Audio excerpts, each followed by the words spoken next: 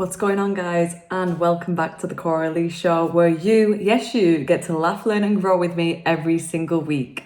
Today I have Kerry Lines joining me, also known as KFL Fitness and Therapy. We talk about the importance of getting sports massage and therapy, and the importance of having a sports massage even if you're not playing sport or into fitness. We talk about how lockdown has affected many people's injuries and postures, discuss therapies such as cupping and acupuncture, and also how seeking sports therapy can help with headaches and migraines. Make sure you stick around to the end to find out Kerry's most embarrassing moment in the gym, as well as the one treatment that she recommends everybody should be having. Enjoy the show and don't forget to rate, subscribe and share with friends and family.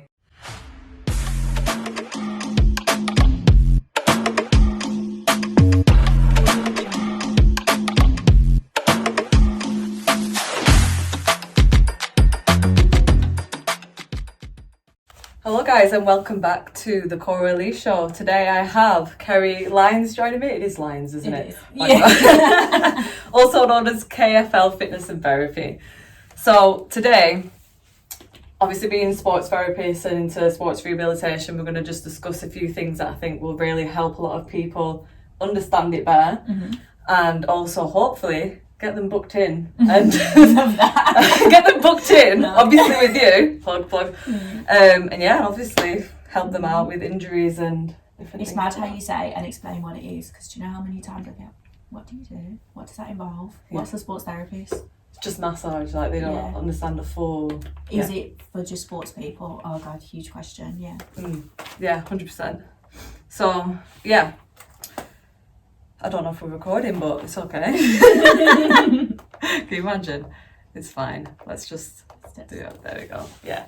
All right. So, just tell us a bit about yourself then, and how you actually got into sports therapy, and you know what you do today. Where did the journey start? Okay, so originally started school. I want to be a PE teacher, so from day dot it was sports, fitness, something up and about practical. Okay.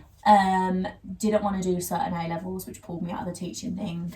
Went to uni to do fitness and personal training. Okay. Thought I was going to walk out of that. I wanted to work with athletes, strength and conditioning, work up and about with a high elite level sport. I wanted to do the conditioning gym side of it.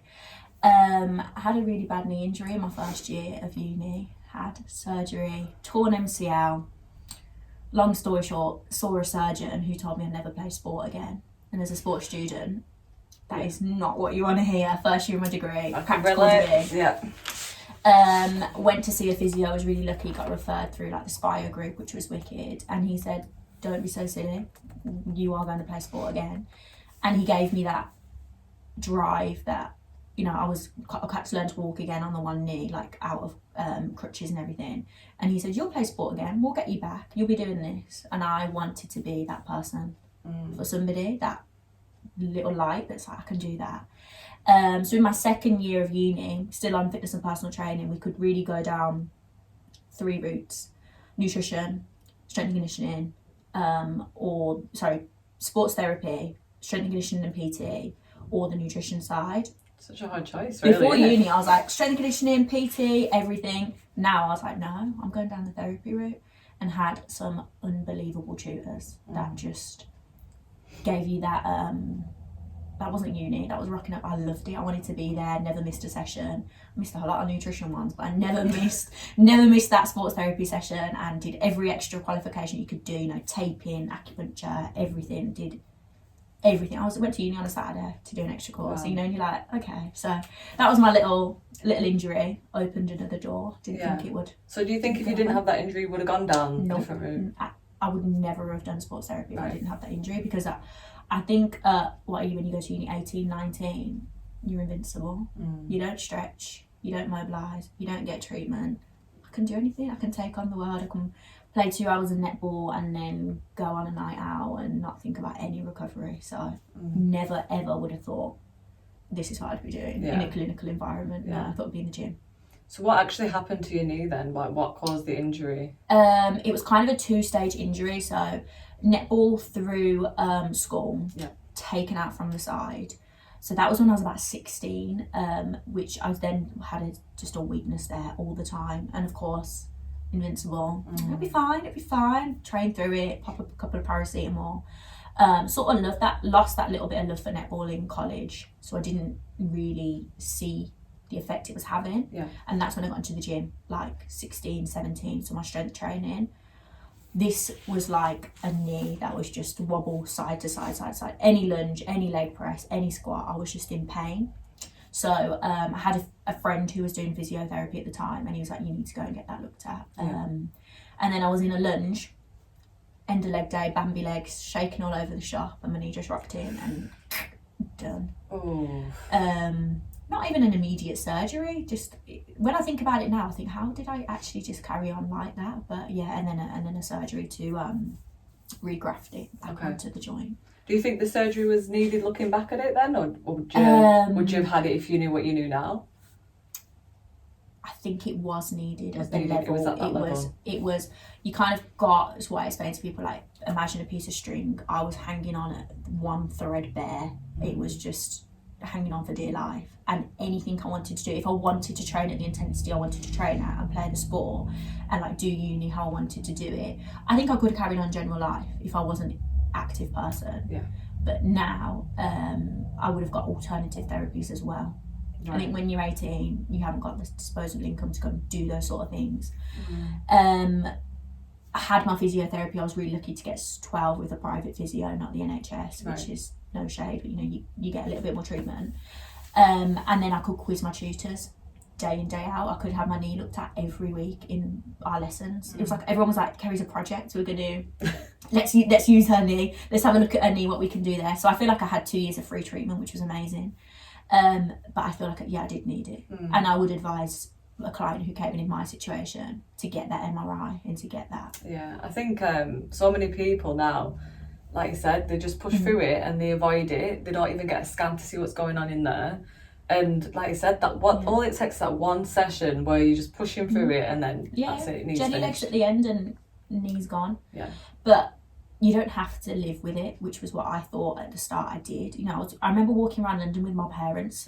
We went for like a weekend away, and I'd had a big knee brace on because I genuinely couldn't sightsee and walk. And I thought, I'm like 18, 19. Am I going to do that forever? And your bones are still developing as exactly. well. Yeah. So, and it was only going to get worse, and it was only, like I said, hanging on, and it was going to go. So I had the surgery before it went. So in your situation, obviously, you needed to have that surgery because it was like hanging on for dear life. Yeah. But say if someone has had a little bit of a niggle, which I imagine you would have seen loads of times before, including myself. But yeah, if someone's got a little bit of a niggle and they're getting a little bit of pain here and there, but they're able to train and everything's all right. They've had a scan, it's maybe a bit of a tear, it's nothing surgery needed. Not that level. Yeah. What would you advise to someone at that point then? There's different kind of approach of where it's at, and also the age of the person. If someone's coming to me with those sort of things that, I treat anybody up to, like, I think my oldest client's just over 80. Okay.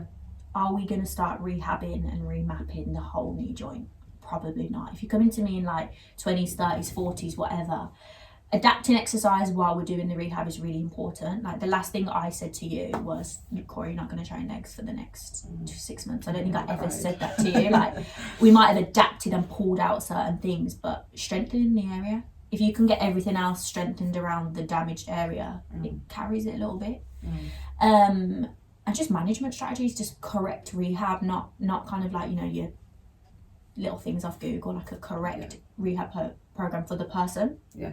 Yours was gym based, leg extensions, etc.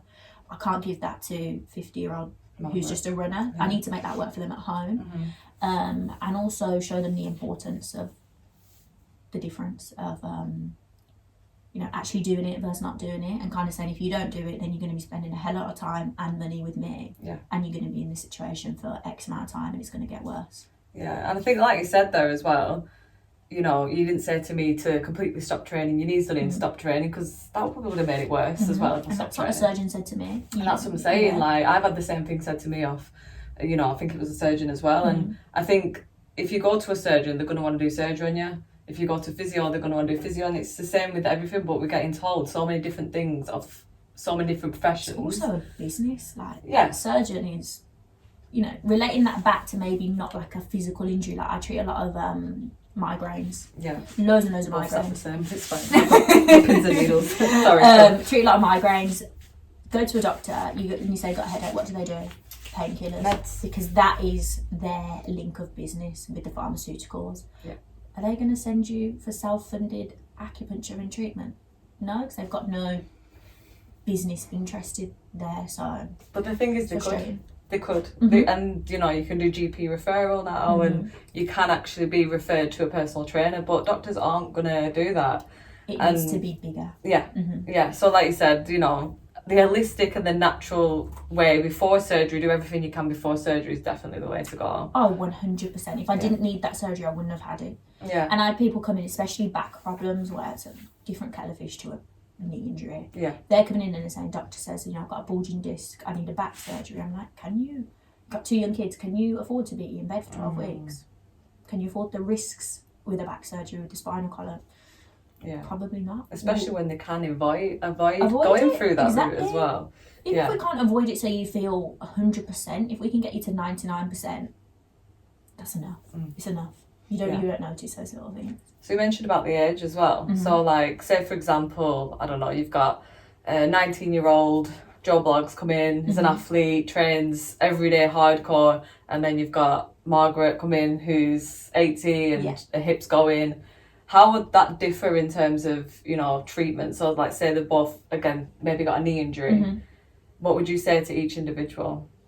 So someone is coming in at that age and they're active and they want to be able to, you know, play 90 minutes of football and go to the gym and play five-a-side, whatever their thing is, we get them.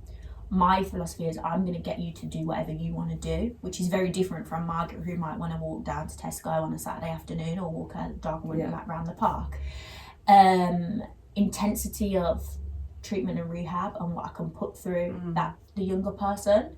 But like every 80-year-old is different. You know, I get some that come in, oh yeah, I ran a marathon last weekend, and I'm like, fair play. You go for it. But in terms of practical treatments and not just like the rehab side of it, that 80-year-old can't take the pressure that I can put through you or a 40-year-old or a 50-year-old because of the brittle joints and certain things.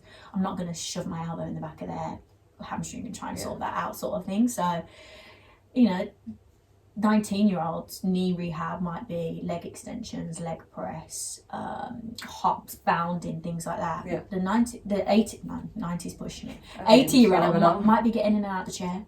Can she stand up and get in and out of the chair?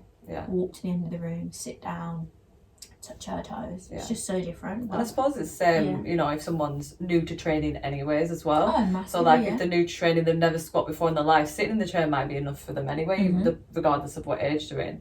But I suppose if someone's, say if that 80-year-old was very athletic and she managed to train from, I don't know, been training all her life from like 40, 30, and she comes in and she's strong and she's got an injury, would that then be a different situation? It would, different.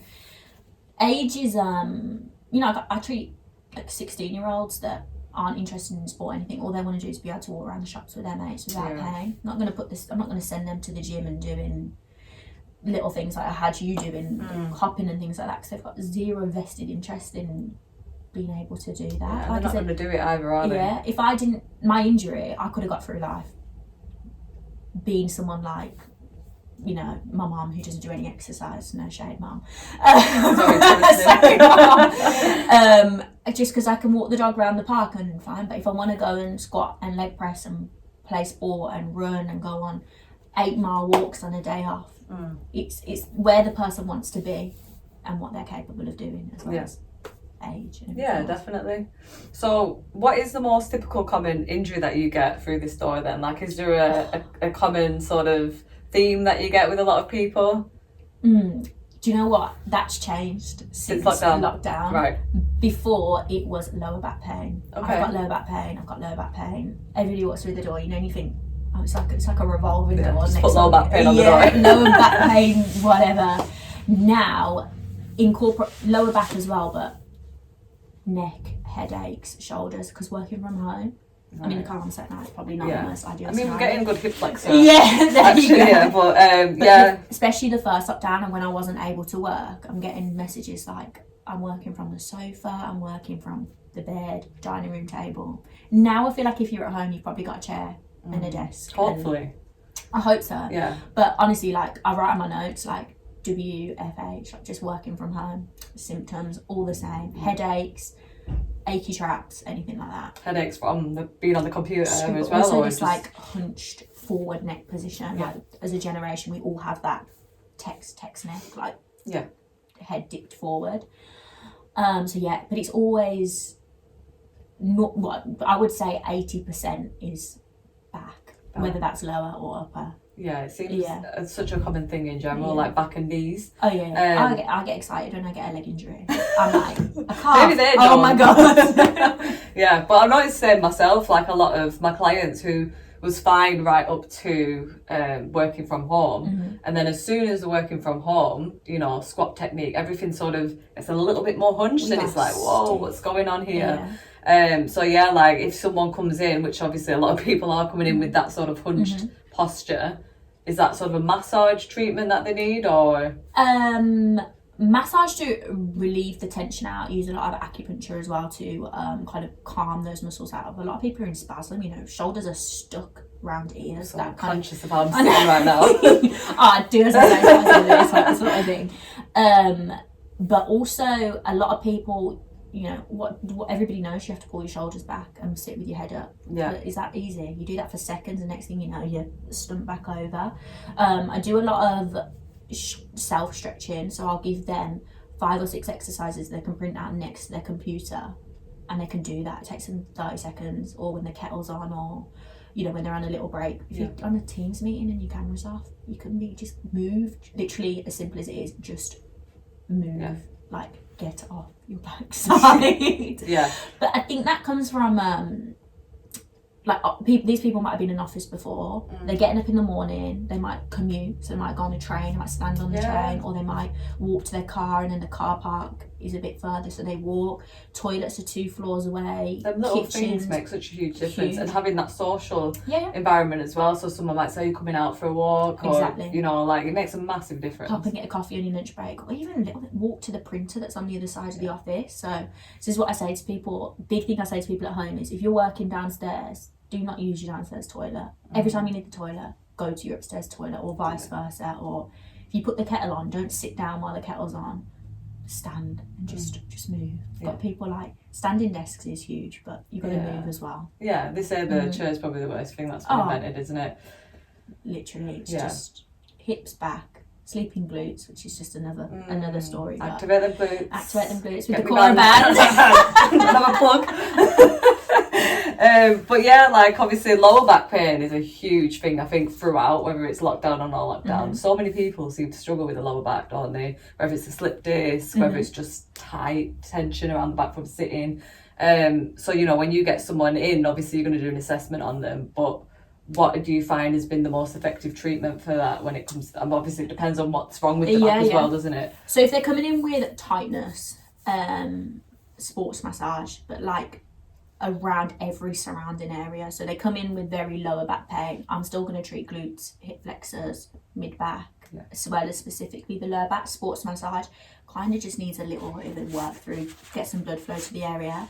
If it's bulging discs, slip discs, herniated discs, which to an outsider sounds so scary, but you know, I don't know what the stat is, but it's stupidly high. If you go and get an MRI, so many people have got slip discs and herniated disc that is like, oh, my spine's breaking, and it's like, it's really not. I use a lot of medical acupuncture, electroacupuncture. So what's the difference with medical and medical acupuncture is static needles that I would go around and like manipulate. That's the one used in mine, isn't it?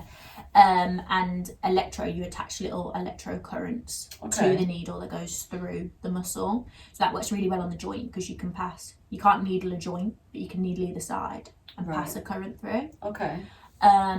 If people are complete needle phobes, cupping is another alternative.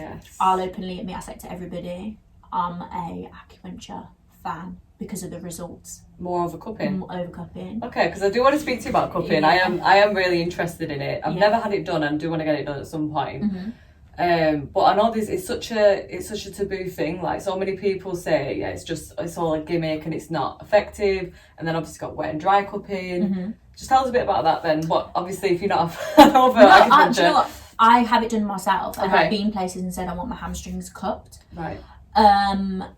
For pain. So if you're walking in the door with pain, the specificity, that's the word, of acupuncture, where I can I can be so specific. Right. Whereas a cup is, kind of size of like an orange, very generic. Okay.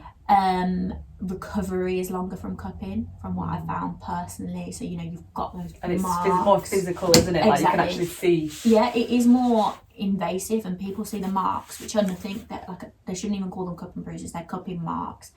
You can't feel them, but you look at them and you think, oh. But that's again, you get placebo effect. I can see marks on my skin, and something must be happening. I can see how dark that is.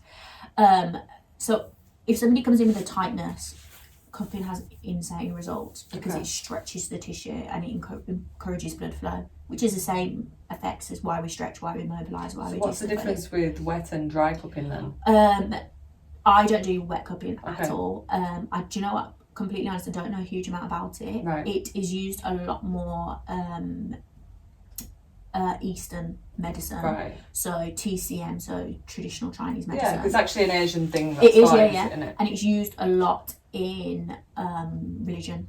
Right. I think Muslim culture use it a lot, about cleansing, and same with the acupuncture. There's a huge divide now. It used to be acupuncture as a term. There is now medical acupuncture, which is what I will practice, where you needle the site of pain for scientifically proven kind of responses.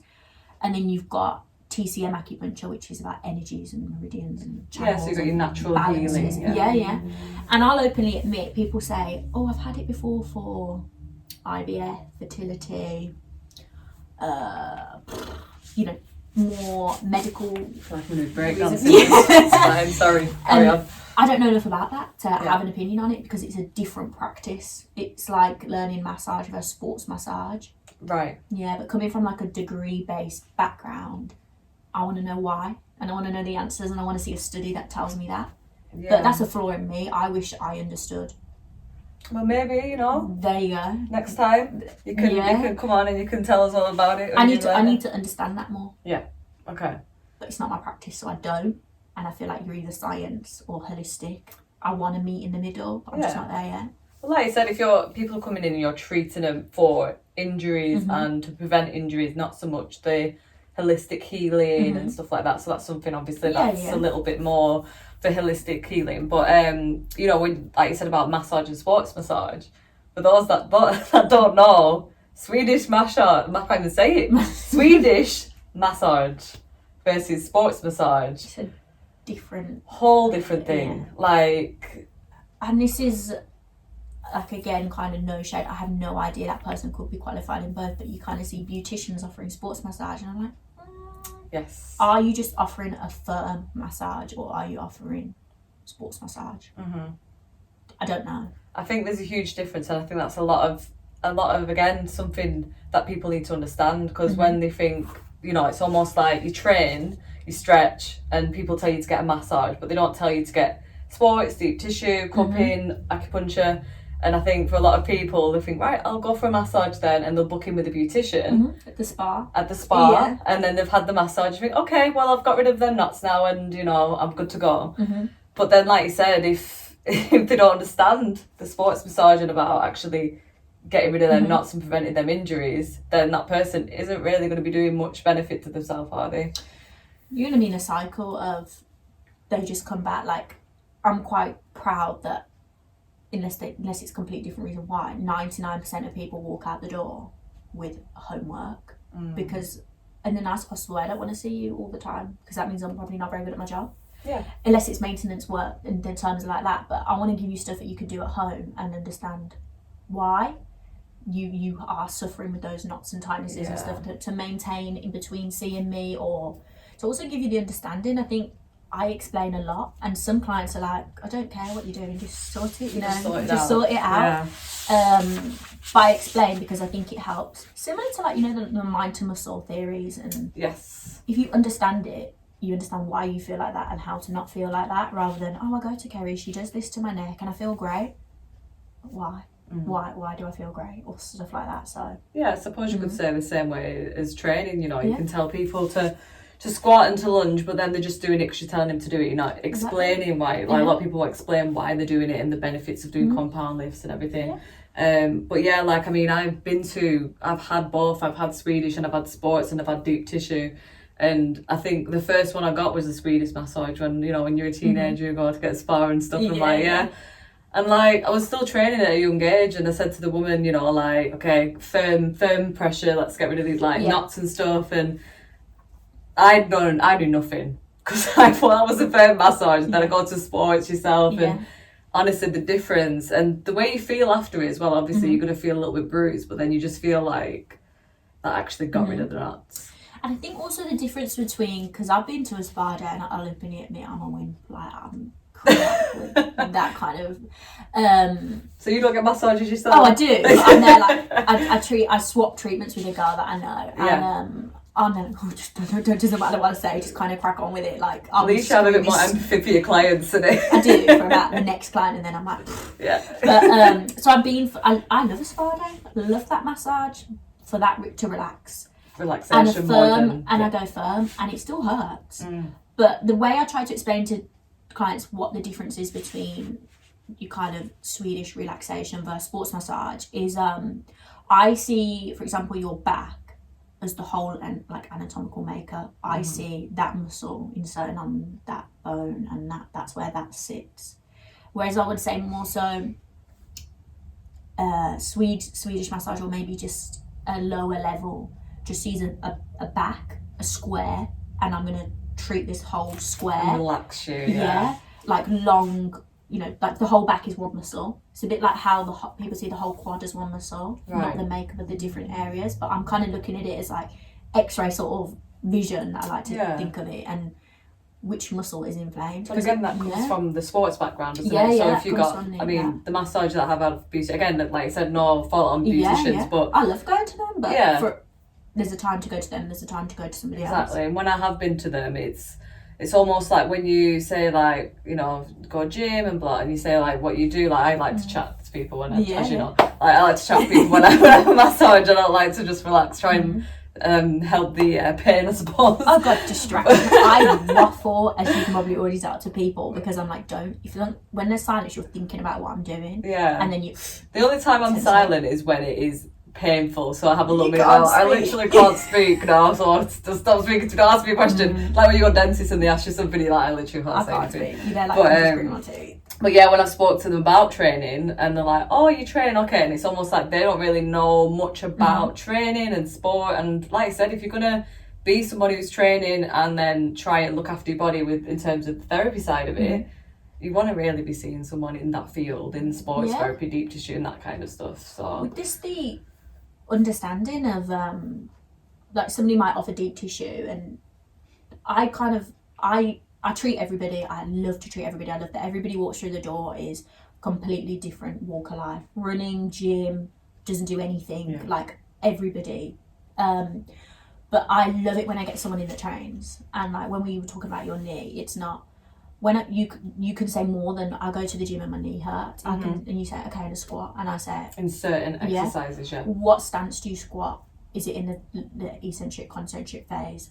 What part of the leg press hurts? What, like, I can be so specific. Even like if I get a guy and it's about shoulder in a bench press, I'm like, okay, talk me through your bench press, talk me your hand placement, talk me through is it dumbbell versus barbell, what hurts? So I feel like I love that because I've got a passion for it.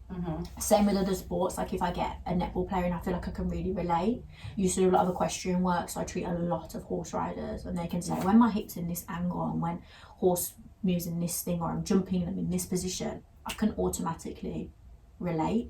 So I tried to dabble in a lot of, like I went and had some golf lessons because I treat a lot of golfers. And I want to understand, what do you mean when you go through that forward swing, and I can't twist to get my backswing right. And I'm like, at the start. See, with like, golfing, I imagine, is it quite popular with the shoulder injuries? Shoulders, but also like back rotation of stiff, and they just go repetitive.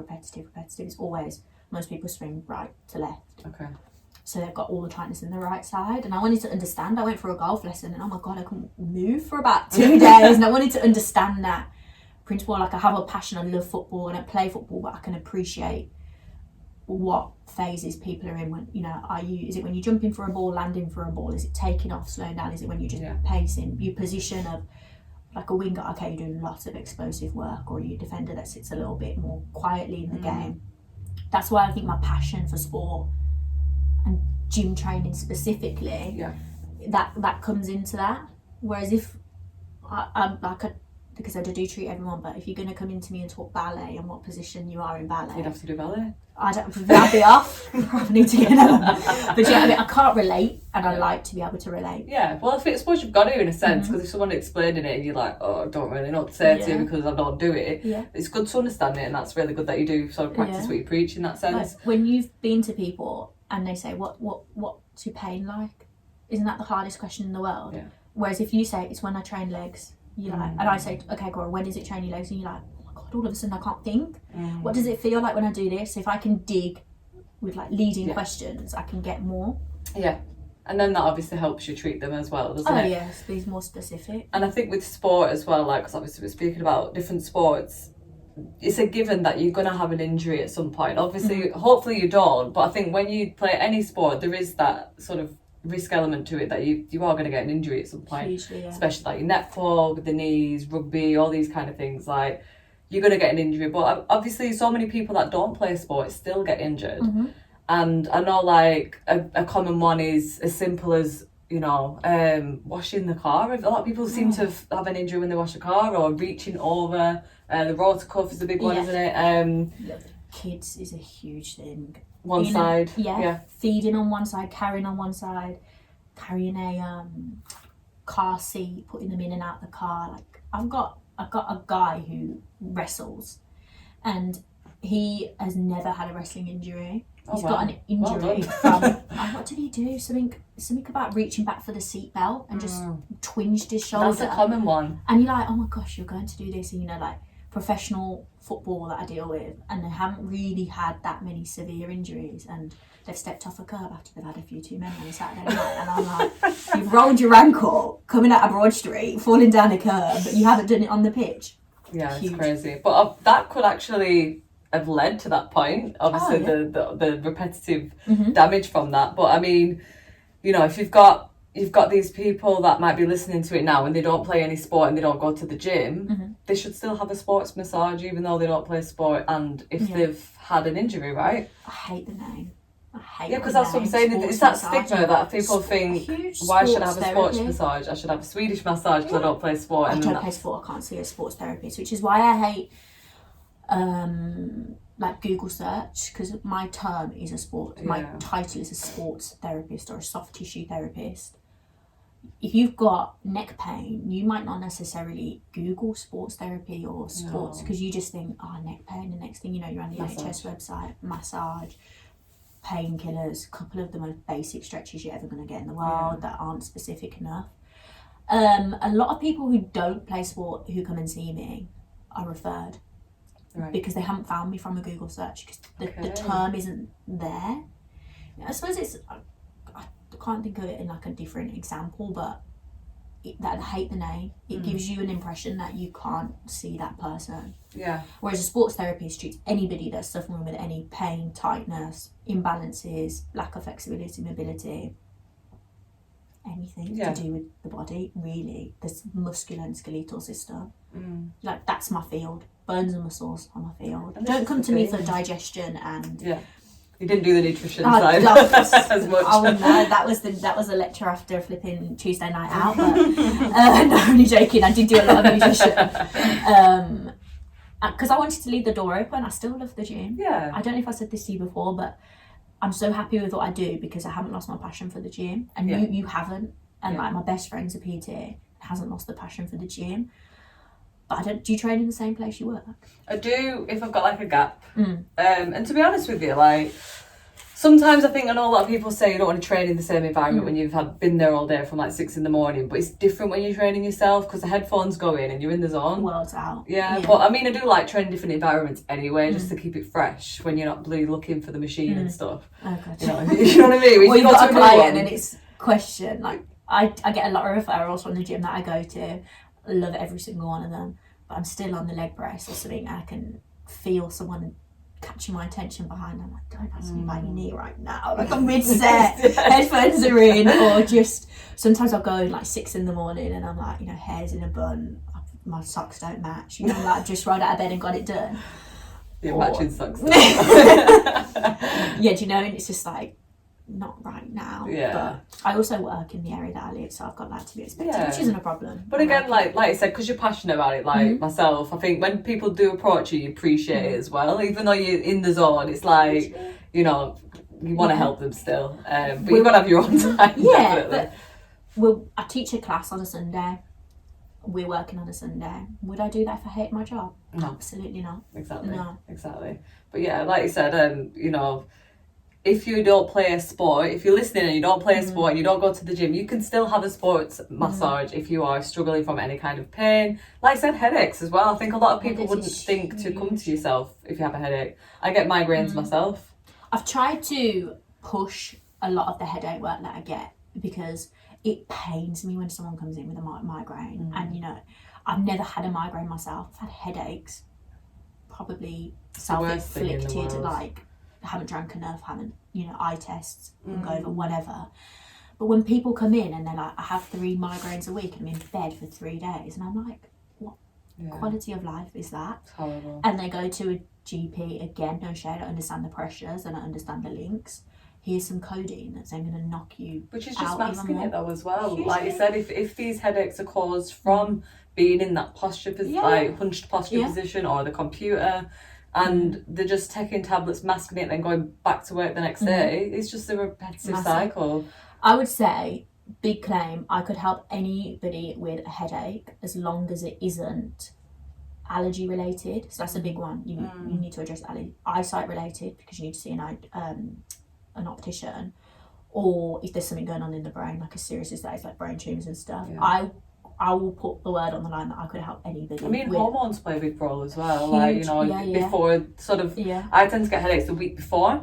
Massively. But yeah, I think the eyes as well. Like, I don't wear my glasses enough, so that's probably just you probably just diagnosed me right now. I need to go to the opticians. But yeah, if someone is getting a headache and they haven't got any of them things that you've said, or anything linked and they're getting headaches, what could you do to help them? Would it be a case of a massage around that area? Electroacupuncture. Kind of go to gold standard treatment. Treat it with massage if people again are, when I say needle phobes, I don't want people to think of stabbing with. No, it's a common thing. It's It is. They're so teeny tiny, and when they're in the back of your neck, you can't see them, which is huge. It's like I can get a blood test and I still don't want to look.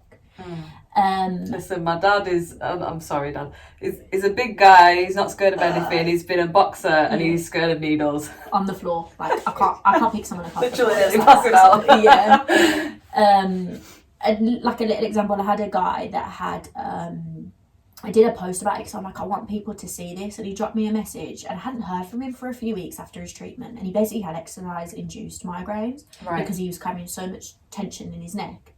Trapped neck, upper back, and I thought, oh, he hasn't heard from him in a while, and I'm a self-critic person, like I'm like, oh, I didn't help him, I didn't do a good enough job, I didn't do this, and he goes, you haven't heard from me because I haven't had a headache in 12 weeks, and I haven't had a headache I haven't gone without a headache for more than a week before that, and I'm like, that is the best feeling, because he walked in this room miserable, like, this is affecting me, I can't work after I've been to the gym, I can't do this, and for somebody to say multiple things, treat a boxer, constant headaches, thought I've got to deal with this, I'm a boxer. No, you don't. You just need a little bit of management. You're still going to be getting bashed in the head, but if we can manage it so you don't have to have a headache and have time off work, it's huge. It's not, you don't have to suffer with any pain, which is what I try and preach. Nobody has to sit there in pain. I think, like I said, like, you know, headaches, I think at one point maybe I didn't even think of like going to that, you know, sports therapist to sort out a headache. Like you said, you go to a doctor to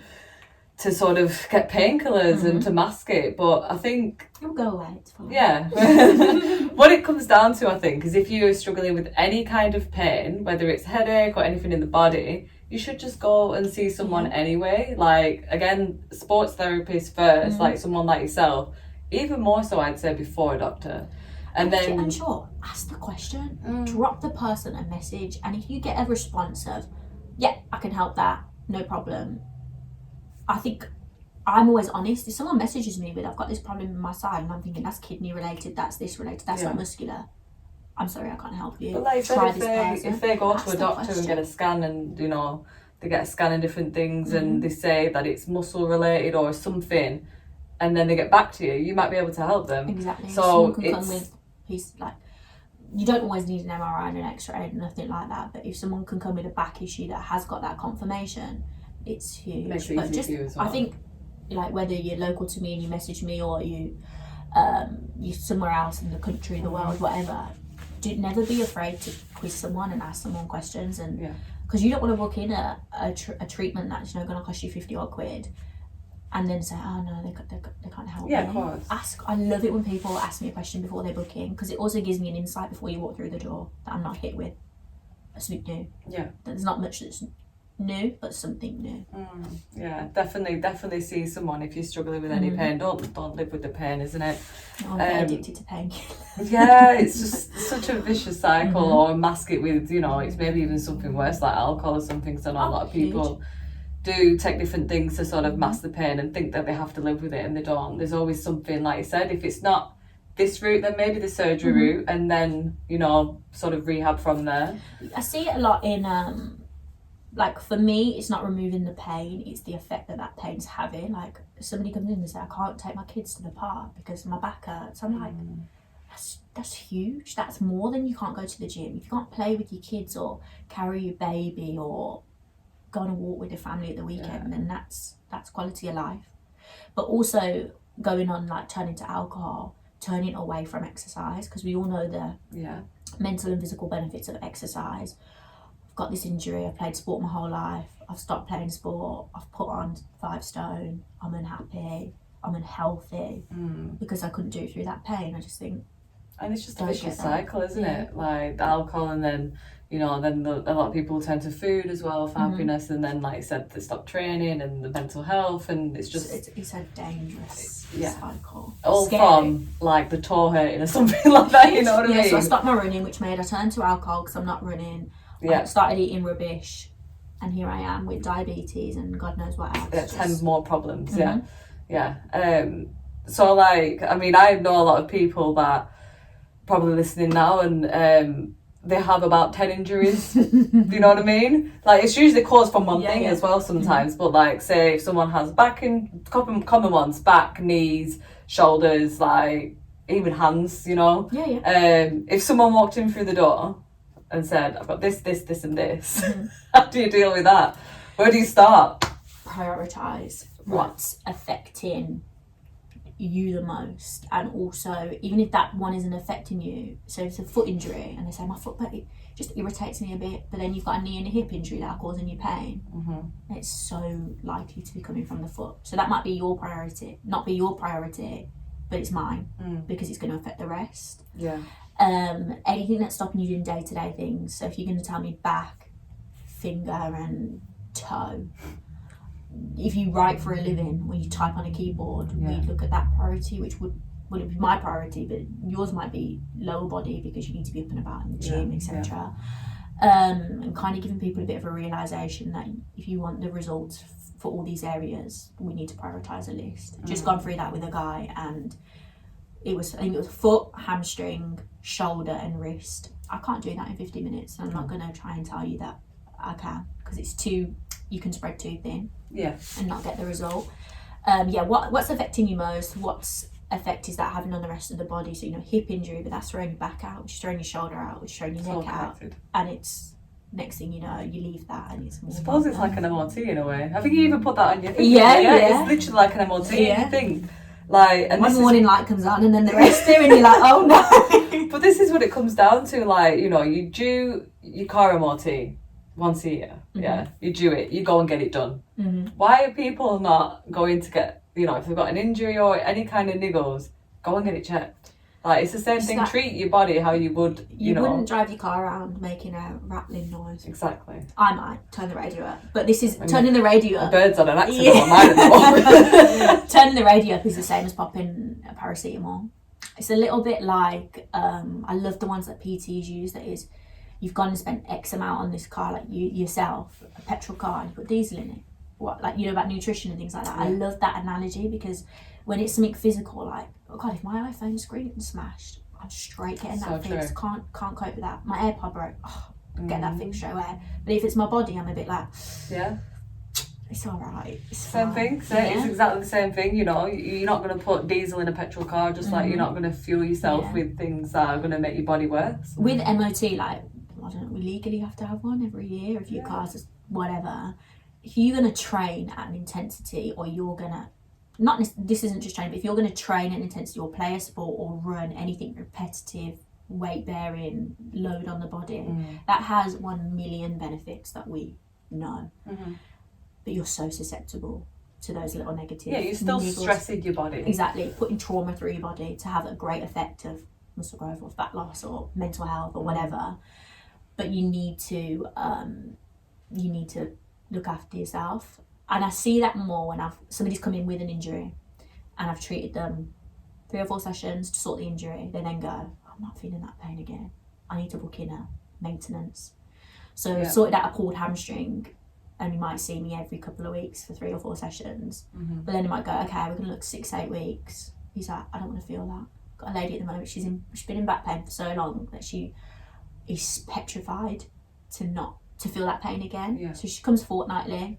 She's a wicked client. Comes fortnightly. We're not fixing her back. We're maintaining it. And I say, you don't need to come to me every 2 weeks. You really don't. She's petrified But this is the thing. It shouldn't have to lead to that. It shouldn't have to lead to someone being that scared of feeling that pain again, or being in that much pain. Like I said, it should be, it should be a legal thing that everybody needs an MOT once a year. I think that as Make well it happen. Yeah, come on, Maurice, pull for it. That little fund in there. But from a therapy point of view with the muscles and bones, but I don't know. Some countries do. We go for like bloods and blood tests. But even that's like, I mean, I wanted to get everything checked in terms of like vitamins and bloods and stuff like that. But even that's, I mean, obviously it's hard at the moment with COVID to actually get something. But that's a mission as well to get from the doctor, because unless you're showing some kind of iron deficiency or something, they're very funny about giving them you. Why don't we do it before it's a problem? Exactly. If you had that test that said, put it back to like a medical example, got like skin cancer that runs in the family quite specifically down one route, why do we go to the doctor when we've got this and it's too late? Yeah. It now needs surgery to be cut out. It needs, it needs dead legs.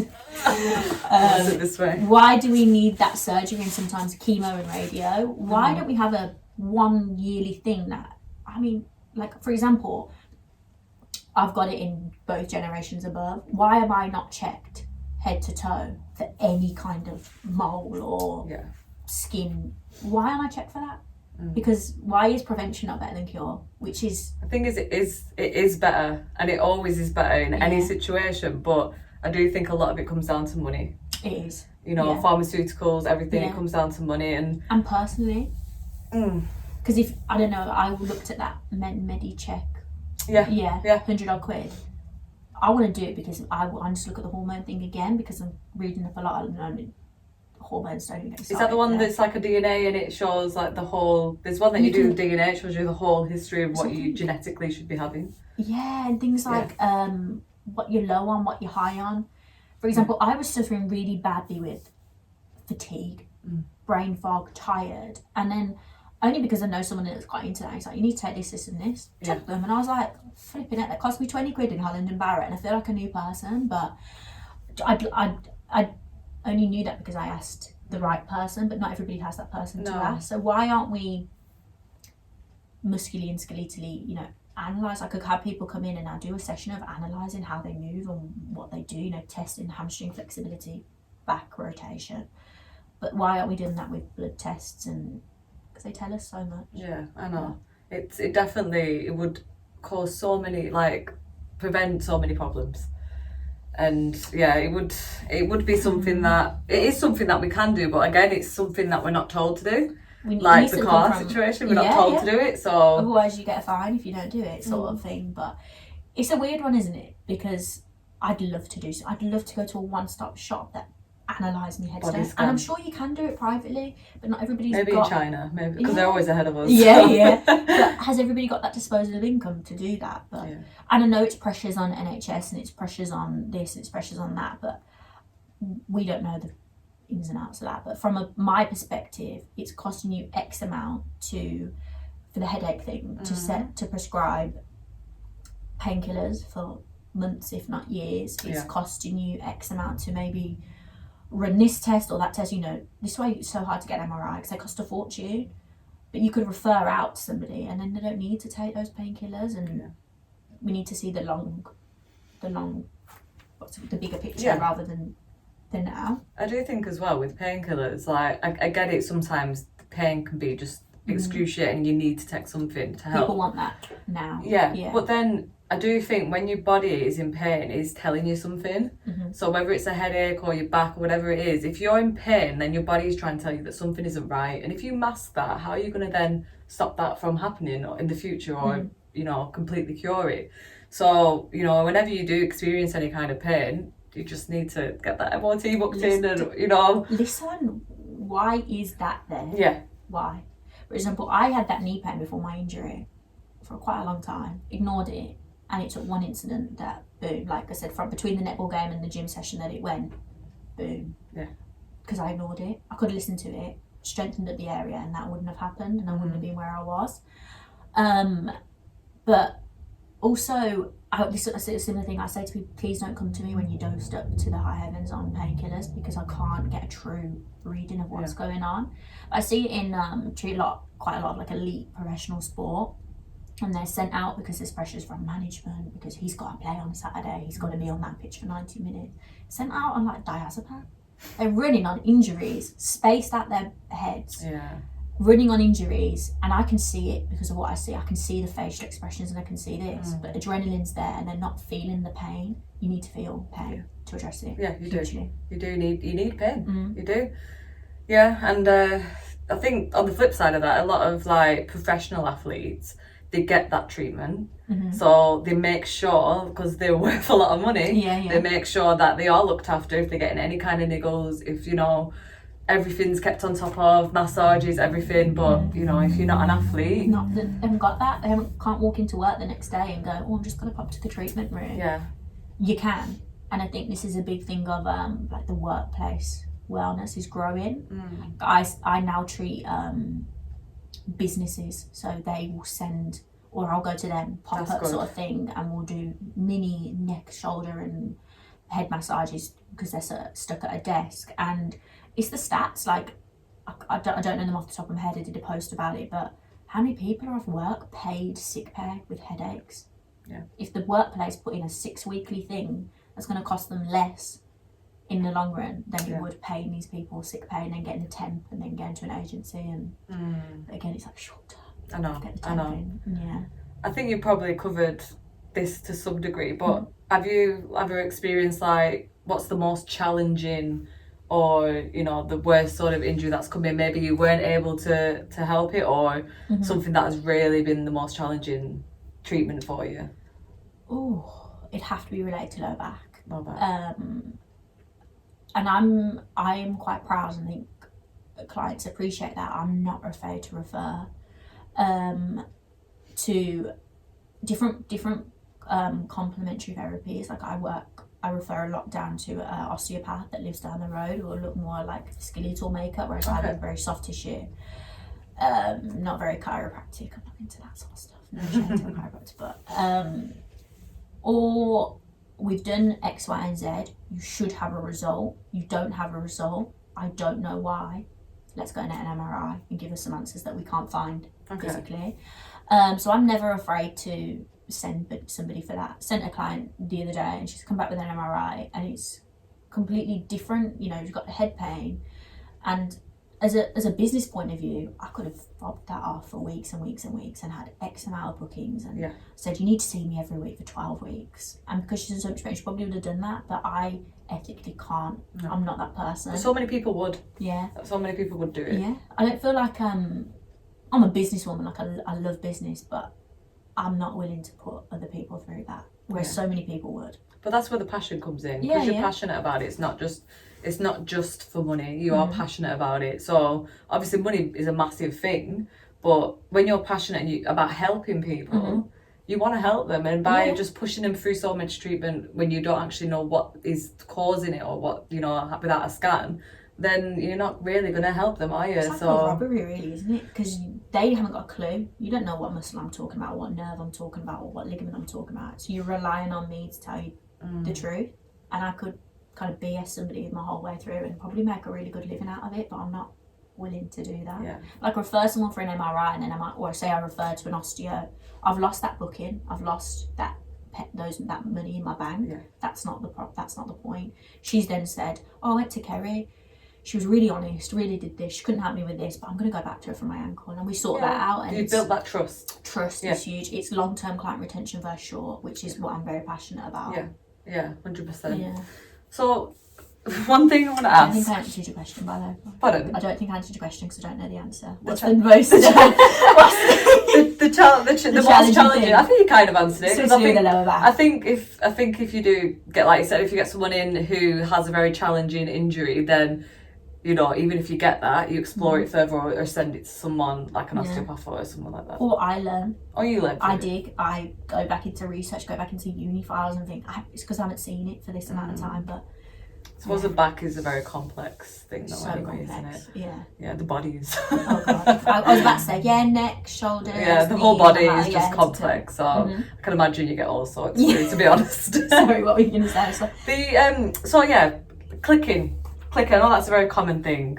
A lot of questions I get asked from people. I know that clicking is normal to some degree, and your joints click a little bit now and again, but where do you draw the line and sort of come to see yourself if you experience a lot of maybe your hips are clicking? From what I know is if you're clicking and you're not in pain and it's just now and again, then it's completely normal. But if you're clicking and you're getting pain from it as well, that's when it's a problem, right? Yeah.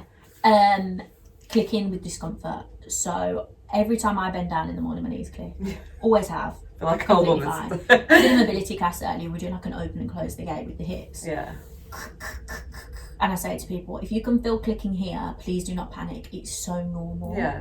I think especially with mobility and warming up, like you're getting them clicking, all the clicks out of the way before you get into your main stuff as well. So the two things I would always say, if it causes you pain, so if that click when you walk up the stairs is painful, this girl sent me a voice note, I'll have to send her this, of her knee walking up the stairs, and I swear to you, it was like someone banging a hammer on the wall of that. And I said, no, that's not normal. That's not a click, you know, like shoulders, hands, whatever. And if it's new, if it's something that's maybe new that you haven't experienced before, maybe one knee clicks more than the other side, or one ankle clicks more than the other.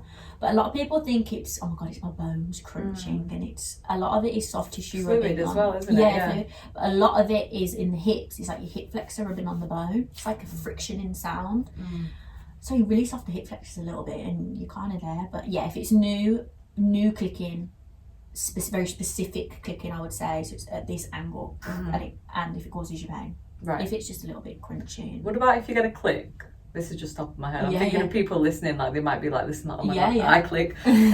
What about, like, say you get a click in your ankle and you get a click and it's painful, but then it doesn't click after that, but you've still got pain. So like the first click is... Yeah, like the first click is painful, but then after that you're getting pain from it, but then it doesn't click after that. I'd see that as forget the click and your ankle's in pain. Yeah, something's happened. Something's going on, whether it's you triggering a certain ligament in your foot, which is very common, or something's rubbing on something that it shouldn't be. I just say, if your ankle's in pain, get it looked at. Yeah. Ankles are one that, I don't know if you ever rolled your ankle. Ever what, sorry? Rolled your ankle, like just twinged it. No, but I know people who have. 9 times out of 10, I might have been running and I'm a regular runner, but I'm a runner. Gone off a curve and you think, oh, I've got that little twinge, and it's fine. Mm-hmm. But then that happens like a couple of times a week for the next couple of weeks. It's because the ankles are very ligament based.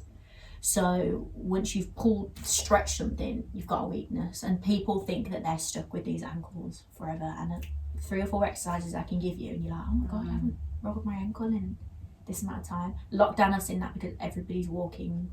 I feel like we should do behind the scenes, and you should show us some ankle stretches or something on YouTube. Yeah, I think at the end of the day, it comes down to if you ever experience any kind of pain, then you need to get it checked on, yeah. Don't ignore it. Or clicking or not clicking, like, yeah. Ignoring it is, it's a difficult one. Like, when people text me and they say, I've been to the gym this morning, I've pulled my hamstring, it's gone.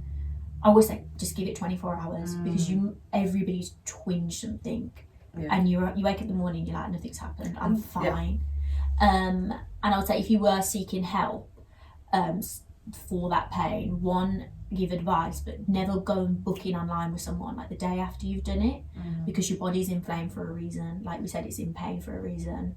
If somebody texts me and say, I've been on a run, my calf's gone, I say, I don't want to see you for 3 to 5 days. But ice it, rest it, let it settle, because it's too inflamed. I can't get through that inflammation. You're not going to get the result out of it. So seek help, but think about when you're getting help. And the right therapist should advise you when to come, rather than, oh my god, I can see you tonight, come in. Like, no. I think the thing is as well, the body is an amazing thing. So sometimes when you have twinged, or like the person who's pulled the hamstrings or whatever, the body will heal itself. It will. And especially if you are looking after your body and you're getting the massage and everything, it'll heal itself. Like I said, within 24 hours you might be absolutely fine, but when it starts, after you've iced it, whatever, and it starts to carry on getting more painful or stay the same, that's when that's it. I think that 24-hour window is, that's not me saying if something really has gone and you can't move your leg, don't. Yeah, like obviously don't just sit there like, it'll get better, it's my body. I did the other day, I got down into the bottom part of a squat and I just thought, oh, the top of my hamstring's just not feeling very happy at all. It was just, and as annoying as it is, it was just one of those things. Trained legs a couple of days after, absolutely fine. Yeah. But I went home, iced it, went for a walk actually to get some blood flow, and then rested the rest of the day. I was fine. Yeah. But if it wasn't fine the next day, that's when I would start thinking, okay, something's going on here. Yeah. But yeah, so there is that get help, but also give it a little bit of time.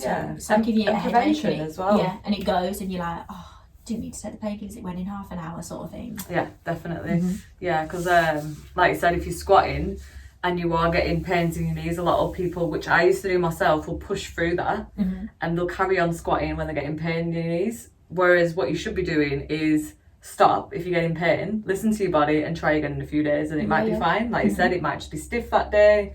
You might be working from home and they're a bit stiffer than usual. So yeah, obviously preventing injuries from happening as well is the best thing, isn't it? We're going to do the final 4. Oh gosh. Once she's on your other one's like, no. Everyone gets so scared of these, I don't know why. Final 4 is just I say fire questions, but they never end up being fire questions. Oh god, especially me. How long have we been talking? We've actually been an hour. How long have I been talking? I've been listening, embracing it all. I feel like I need to go opticians after this and book a massage and cupping and everything. Right, so final 4, just a sentence or a paragraph or an essay, whatever you want to do. Biggest life lesson learned, and it could be anything, it doesn't have to be sports related.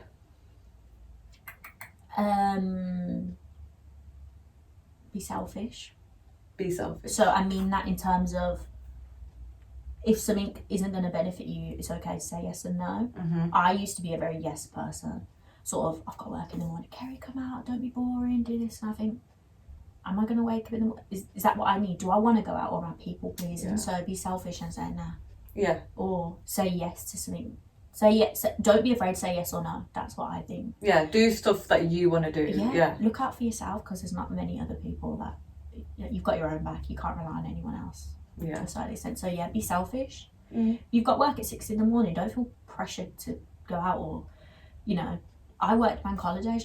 Why are you working bank holiday? I'm like, because I want to. So be selfish. I actually hate that saying, don't be boring. I feel like that is selfish in the wrong way for people to say, because then it's almost like the pressuring you to do it. Like, I'm probably similar to you. It's like, oh, come out and have a drink. Don't go to the gym. But I'm like, I prefer to go to the gym than go out for a drink. Yeah. So it's my thing. 100%. Like the opposite kombucha. way. Oh, yeah. I'd rather do it that way, and it's different for everybody. Like, a lot of my best friends are big drinkers, but I can't stand the just have a drink. Why aren't you drinking? Because I don't want to feel crap the next morning. Just so be selfish. Do what please yourself to a certain extent, as long as you're not affecting anyone else. Be selfish. Yeah. Most embarrassing moment, and this can be with, you know, during a session with the client, often in the client obviously, or just what's the most embarrassing moment you've experienced. Ooh, that is so hard. Maybe when you've been playing, is it football you played as well? No, never played football. I like football. Most embarrassing moment. Are you someone that gets embarrassed easily? I don't know now. That's really difficult. I really can't think. I'm more likely to say stupid things than do stupid things, if that makes sense. Okay. Like, did that really just come out of my mouth? Did I just tell you that? I should just not have. Oh, it's really difficult. We can come back to it. Yeah. We'll come back. And I want to hear yours as well. I've had a few, to be fair. It's got to be something like, you know, you've tripped and you've fallen over in flipping the middle of the ball. Do you know what? I honestly don't get. I think I used to get embarrassed, but I'm at that point now where I don't really get embarrassed. Like, you know, maybe, I don't know, breaking wind in a hip thrust or something. Not that one. I was going to say I went to that's probably it. I think it was a deadlift and weighed. You weighed? That's a common thing, though. Yeah. I braced myself so much and I was like, to pieces. I've just wet myself. Not I've wet myself, but yeah, that would probably be I've never done that, but I know that a lot of women, you know, it's a common thing. Yeah. That's the reason why the weights area is like smelly as well, for like squats and this, and it'd probably be like borderline wetting myself in the gym. Yeah, Kegels. Get doing your Kegel. Christ, I haven't even had kids yet. There you go. You not had kids either, have you? No. What's your favourite quote?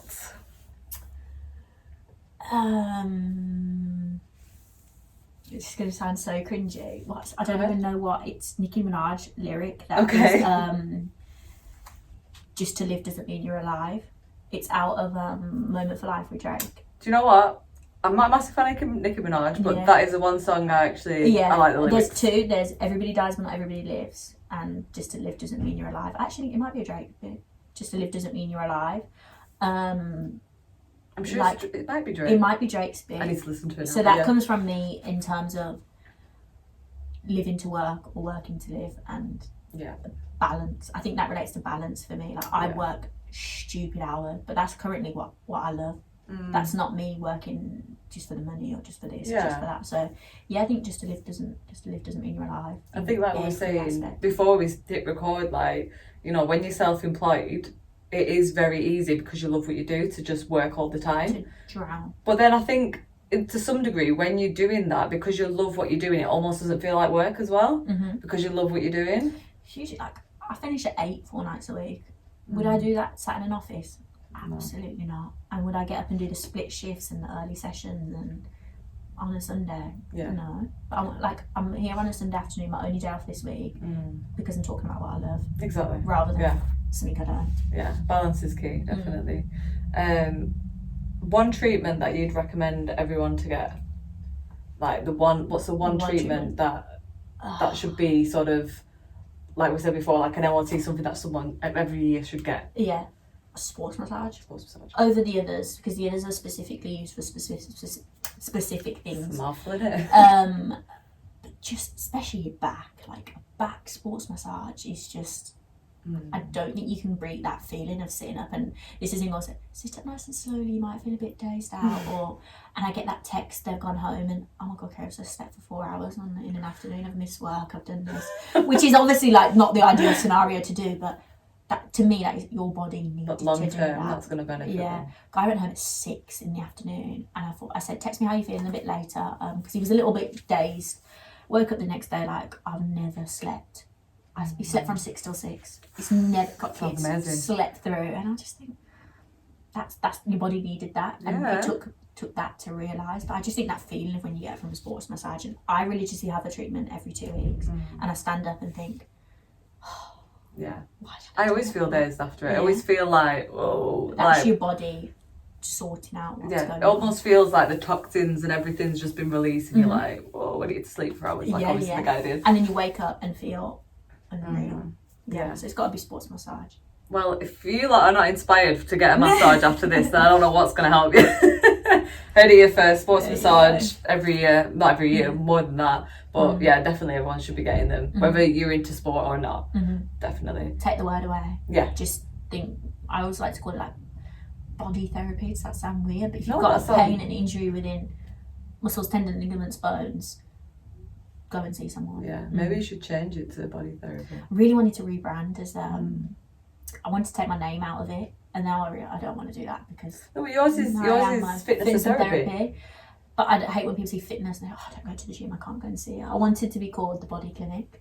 I like that. Yeah, but I couldn't be bothered to rebrand, to be honest. But that's not, if I wanted to. My goal is to open a whole centre, like a one-stop shop for everything, and that's what I would be called. Please don't rob my name. Probably I know what you're saying. We'll edit it out. So yeah, where can people find you? What is your current name on socials and online? KFL Fitness and Therapy on Facebook, Instagram. I'm definitely most active. Again, KFL Fitness and Therapy. .co.uk. Website needs work, but yeah, Instagram. I'm just mainly active. I talk. I post stretching things and advice and kind of cutting out the BS sort of things. Kind of like keep it very real. And then physically, I'm based Solihull, so Knoll Solihull. But I work Zoom online classes, mobility classes. So there's not really anyone that I can't reach in some form of effect. Yeah. But honestly, I think when you have a passion for what you do, I don't care if somebody messaged me from flipping New Zealand asking me for advice. If that's going to, I can tell them to seek the right person or to just answer the question. Exactly. Yeah, lockdown, I treated all over, which is amazing. Whether you're in Solihull or not, hit her up, follow her on Instagram, and thanks for listening, guys. Thanks for coming on. No problem. It's been eventful.